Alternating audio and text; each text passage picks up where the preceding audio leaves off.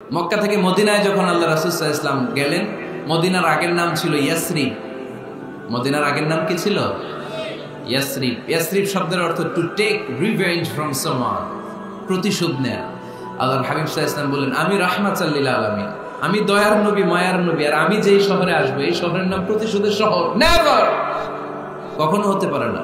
আজকে থেকে এই শহরের নাম তওবা কিংবা তয়্যিবা, মানে পবিত্র নগরী, মদিনাতুন নবী, নবীর শহর। আল্লাহ রাসূল সাল্লাল্লাহু আলাইহি ওয়াসাল্লাম ইয়াসরিব থেকে ওই শহরের নাম ওই দিনই মদিনা শহর বানায় দিলেন। এক সাহাবীকে জিজ্ঞেস করলেন, মাসমুক, নাম কি? বলে, আমার নাম হচ্ছে হাজান। হাজান মানে দুশ্চিন্তা, অ্যাংজাইটি, মানে যে সবসময় টেনশন করে। আল্লাহ রাসূল সাল্লাল্লাহু আলাইহি ওয়াসাল্লাম বলেন, এটা একটা নাম হলো মিয়া?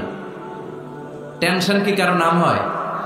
রাসূল সাল্লাল্লাহু আলাইহি ওয়াসাল্লাম বললেন, শোনো, তোমাকে একটা পরামর্শ দেই, এই টেনশন নাম বাদ দাও, তুমি হাজান নাম কেটে সাহাল নাম রাখো, সাহাল। এখন হাজান বলে, আমি ছোট্টবেলা থেকে সবাই আমার চেনে হাজান নাম, এখন আমার নাম যে সাহাল, এটা আবার ঘোষণা দিতে হবে, দরকার নাই, আমার হাজান আছে, এটাই ভালো, টেনশন সমস্যা নাই। ও এবার বাড়িতে চলে যাওয়ার পরে আল্লাহ সব টেনশন ওর মাথার উপরে চাপাইছে। ওর এই বিপদ, ওর ব্যবসায় মন্দা, ওর পেটে ব্যথা, ওর জ্বর, ওর অসুস্থতা, ওর ঘরে শান্তি নেই, একটার পর একটা টেনশন আরো বেড়ে গেছে। সবাই বলে হাজান, ওই যে রাসূল সাল্লাল্লাহু আলাইহি ওয়াসাল্লাম সুন্দর নাম দিয়েছিল, ওইটা নেও না, এই জন্য টেনশন বাড়ছে। যাও, রাসূল সাল্লাল্লাহু আলাইহি ওয়াসাল্লামের কাছে ক্ষমা চেয়ে নাম ফেরত করে নিয়ে আসো।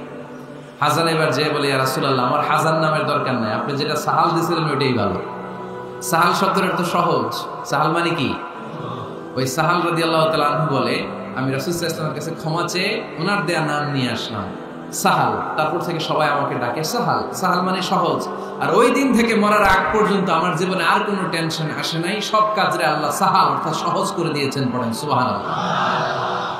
এজন্য উঠে দাঁড়াতে হবে, রুখে দিতে হবে সব অন্যায়। রাজি আছেন তো? যে সূরা থেকে কথা শুনবো এটাকে বলে সামাজিক রীতিনীতির সূরা। আমাদেরকে আল্লাহ তাআলা সোশ্যাল এন্ড মোরাল কিছু গাইডলাইন দিয়েছেন। 10টা গাইডলাইন আল্লাহ তাআলা আমাদের জন্য এখানে ডেডিকেট করেছেন, এবং আমরা দেখব যে এই সমস্যাগুলোর কারণেই আমাদের সমাজে আজকে অশান্তি। কি করে একটা সমাজের শান্তি, শৃঙ্খলা, ভারসাম্য অক্ষুণ্ণ রাখা যায়, এ ব্যাপারে চমৎকার কিছু গাইডলাইন আল্লাহ এই সূরায় দিয়েছেন। আমি বলতে প্রস্তুত, আপনারা কি শুনতে প্রস্তুত? শেখার জন্য, নিজেকে পরিবর্তনের জন্য, সমাজটাকে পাল্টে দেওয়ার জন্য শুনতে হবে, নাকি শুধু স্লোগান দেওয়ার জন্য আসছেন? স্লোগান লাগবে কার কার দেখি? স্লোগান লাগলে বললেন, আলোচনার মাঝখানে আমরা কিছু স্লোগানও দিব, এটারও দরকার আছে, ঠিক কি না? কিন্তু জীবন পাল্টানোর ওয়াজ হওয়া দরকার, যেটা আমাকে পরিবর্তন করে, আমার হৃদয় ছুঁয়ে যায়, আমার ফ্যামিলিকে পরিবর্তন করে দেয়, পরিবর্তনের ছোঁয়া যেন দেখা যায়, চাক্ষুষ।